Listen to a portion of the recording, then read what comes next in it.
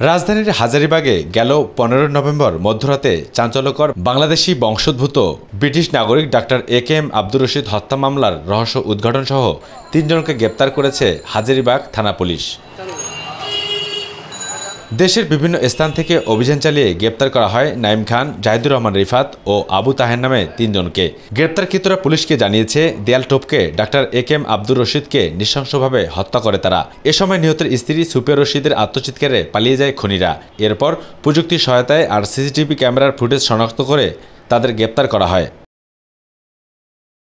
চাঞ্চল্যকর এই হত্যা মামলার সংবাদ সম্মেলন করেন ডিএমপি।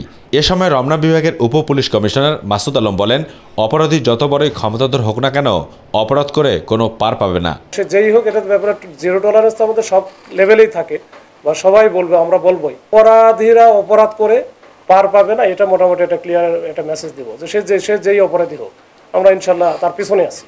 চিকিৎসক হত্যার ঘটনায় জড়িতদের কাছ থেকে একটি চাকুসহ বেশ কিছু আলামত উদ্ধার করেছে বলে জানান রমনা বিভাগের উপ পুলিশ কমিশনার মাসুদ আলম।